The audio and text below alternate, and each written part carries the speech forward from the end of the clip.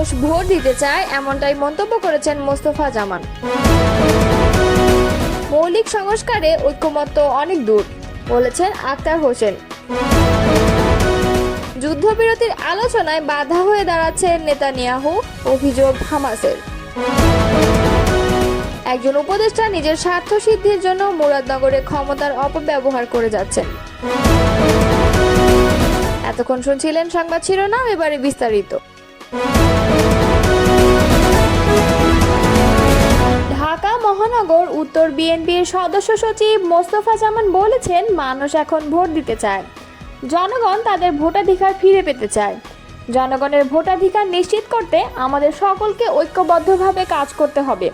রবিবার পল্লবী থানা ও রূপনগর থানা বিএনপির উদ্যোগে আয়োজিত সদস্য ফোরাম বিতরণ ও নবায়ন কর্মসূচির দুটি পৃথক অনুষ্ঠানে প্রধান বক্তার বক্তব্যে তিনি এসব কথা বলেন। মোস্তফা জামান বলেন, বিএনপি একটি গণতান্ত্রিক দল, আমরা সবাইকে নিয়ে ঐক্যবদ্ধ হয়ে কাজ করতে চাই। দলে দলীয় ঐক্য গড়ে তুলতে হবে। তিনি বলেন, বিএনপি কখনোই অন্যায়, বিশৃঙ্খলা কিংবা চাঁদাবাজিকে প্রশ্রয় দেয় না। যারা এসব অপকর্মে জড়িত তাদের জন্য বিএনপিতে কোনো জায়গা নেই। তিনি সাবধান করে বলেন, অনেকেই আগে আওয়ামী লীগ করতো, এখন বলছে আমরা বিএনপি করি। কিন্তু আওয়ামী লীগের থেকে যারা সুবিধা নিয়েছে, অন্যায় করেছে, তাদের বিএনপিতে স্থান দেওয়া যাবে না। দলে আসতে হলে ত্যাগ ও সততার প্রমাণ রাখতে হবে। মোস্তফা জামান তৃণমূলের নেতাকর্মীদের উদ্দীপ্ত করে বলেন, দলকে গড়ে তুলতে হলে বিশ্বাস, আস্থা এবং আদর্শকে ধারণ করতে হবে। আর সেই লক্ষ্যে আমরা একসাথে কাজ করে একটি জনগণের সরকার প্রতিষ্ঠা করব। অনুষ্ঠানে প্রধান অতিথির বক্তব্য রাখেন ঢাকা মহানগর উত্তর বিএনপির আহ্বায়ক ও কেন্দ্রীয় ক্রীড়া বিষয়ক সম্পাদক আমিনুল হক। এছাড়াও মহানগর উত্তর বিএনপি ও বিভিন্ন থানা বিএনপির নেতৃবৃন্দ উপস্থিত ছিলেন। মৌলিক সংস্কার থেকে ঐক্যমত্য কমিশনের আলোচনায় এখনও অনেক দূরে থাকতে হয়েছে বলে জানিয়েছেন জাতীয় নাগরিক পার্টির সদস্য সচিব আক্তার হোসেন। রোববার রাজধানীর ফরেন সার্ভিস একাডেমিতে জাতীয় ঐক্যমত্য কমিশনের আলোচনা শেষে সাংবাদিকদের সঙ্গে আলাপকালে তিনি কথা বলেন। এ সময় আক্তার হোসেন বলেন, আজকের আলোচনায় মৌলিক সংস্কার ঐক্যমত্য হতে অনেক দূরে থাকতে হয়েছে। বিএনপির আপত্তিজনক সাংবিধানিক পদের নিয়োগ কমিটি গঠন করা যায়নি। মৌলিক সংস্কার বিএনপি সহ কয়েকটি দলের জন্য আটকে আছে বলেও জানান তিনি। ঐক্যমত্য কমিশনের নমনীয়তার বিষয় তুলে শঙ্কা জানিয়ে তিনি আরও বলেন, ঐক্যমত্য কমিশনের প্রচেষ্টাকে স্বাগত জানাতে হয়, কিন্তু এই প্রচেষ্টা যে কতটা নমনীয়তার জায়গায় পর্যবসিত হয়েছে সে বিষয়টা আমাদের আশঙ্কায় ফেলেছে। আমরা দেখেছি যে বিষয়গুলো এখানে মৌলিক সংস্কারের ভিত্তি হিসেবে উপস্থাপিত হয়েছে, সেই বিষয়গুলোতে কেউ কোড আনকোড বিএনপি বা তার সঙ্গে আরও কয়েকটি দলের দ্বিমত পোষণ করেছে। ঘন্টার পর ঘন্টা আলোচনা হয়ে যাওয়ার পরেও সেসব বিষয়ে অমীমাংসিত থেকে যাচ্ছে। হাউস সিদ্ধান্ত গ্রহণ করতে পারছে না, এটা আমাদের জন্য একটি আশঙ্কার জায়গা তৈরি করেছে। এনসিপির এই শীর্ষ নেতা বলেন, আমরা এমন এক বাংলাদেশ চেয়েছিলাম যে বাংলাদেশের ক্ষমতার ভারসাম্য থাকবে, বিকেন্দ্রীকরণ থাকবে। যদি সাংবিধানিক প্রতিষ্ঠানগুলোকে প্রধানমন্ত্রীর করায়ত্ত করা হয় পূর্বের মতো করে, তাহলে আমাদের এই ঐক্যবদ্ধ কমিশনে বসা, এত মানুষের জীবন দেয়া, তার আলাদা করে কোনো অর্থ থাকে না। তিনি আরও বলেন, আমরা খুব স্পষ্ট করে বলছি যে উচ্চকক্ষ অবশ্যই সংবিধান সংশোধনের জন্য আমরা বলেছি, নিম্নকক্ষেও সেখানে 2/3 মেজরিটি লাগবে, উচ্চকক্ষেও 2/3 মেজরিটি লাগবে এবং সংবিধানের মৌলিক কিছু বিষয়বস্তু আছে। সকল প্রস্তাবে একমত হতে হলে আলোচনায় কেন ডাকা হয়েছে এই বিষয়ে প্রশ্ন তুলেছেন বিএনপির স্থায়ী কমিটির সদস্য সালাউদ্দিন। রোববার ফরেন সার্ভিস একাডেমিতে জাতীয় ঐক্যমত্য কমিশনের বৈঠক শেষে সাংবাদিকদের প্রশ্নের জবাবে তিনি কথা বলেন। এ সময় বিএনপির স্থায়ী কমিটির সদস্য সালাউদ্দিন আহমদ বলেছেন, ঐক্যমত্য কমিশনের আমাদের একটি শর্ত ছিল যে এনসিসি মতো বা সাংবিধানিক নিয়োগ কমিটির মতো কোনো বিষয় এখানে থাকলে আমরা সেই বিবেচনাটা আগের প্রস্তাব অনুসারে যেতে হবে আমাদেরকে। সেই বিষয়ে আমরা একমত হয়েছি। রাষ্ট্রপতি নির্বাচন ক্ষেত্রে আমরা গোপন ব্যালটের মাধ্যমে স্বাধীনভাবে এমপিরা ভোট দিতে পারবে, সেই বিষয়ে একমত হয়েছি। তো ঐক্যমত্য তো পোষণ হচ্ছে, এখন যদি জাতীয় ঐক্যমত্য কমিশনের সকল প্রস্তাবে আমাদের 100% একমত হতে বলে, তাহলে আলোচনার জন্য ডাকা হলো কেন?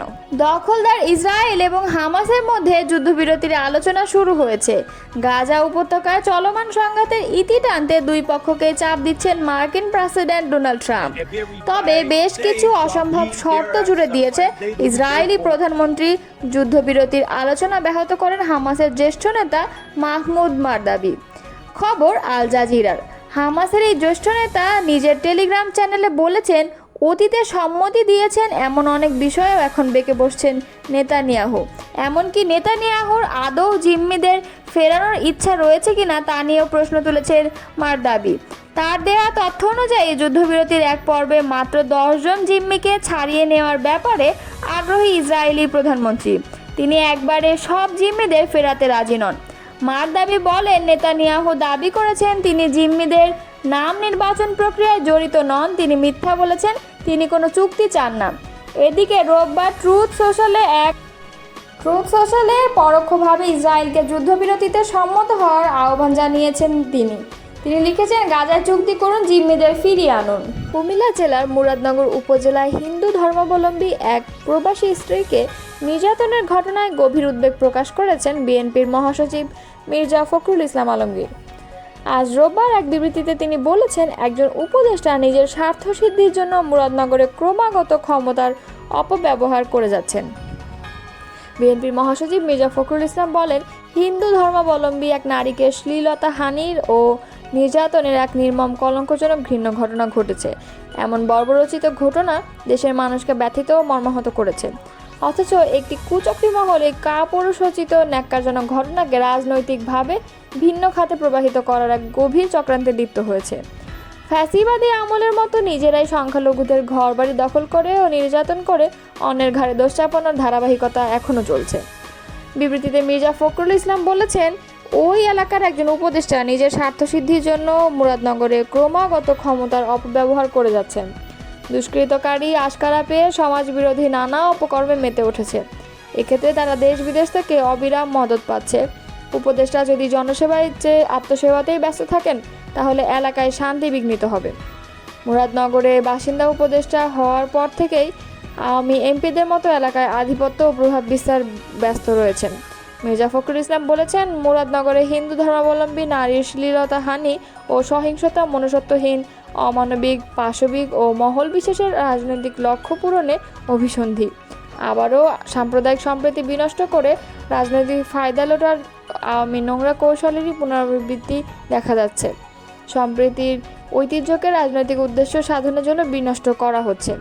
বিএনপির মহাসচিব বলেন, পতিত স্বৈরাচারের দোসররা অর্থবিত্তে সজ্জিত। নারী নির্যাতন সহ সহিংস সন্ত্রাসের ঘটনায় উদরপিণ্ডি বুধর ঘাড়ে চাপিয়ে বিএনপির ভাবমূর্তি নষ্ট করার জন্য তারা অতৎপরতায় লিপ্ত হয়েছে। শক্তিশালী পক্ষের আশীর্বাদ আছে বলে দুর্বৃত্তরা সহিংস কার্যাবলী চালাতে উৎসাহিত হচ্ছে। নারী নির্যাতনকারী অপরাধীদের কোনো রাজনৈতিক পরিচয় থাকতে পারে না বলেও বিবৃতিতে উল্লেখ করেন মির্জা ফখরুল। একই সঙ্গে হিন্দু ধর্মাবলম্বী প্রবাসী স্ত্রীকে শ্লীলতাহানি ও নির্যাতনকারী দুষ্কৃতিকারীদের দৃষ্টান্তমূলক শাস্তির দাবি জানিয়ে তিনি তার বক্তব্য শেষ করেছেন।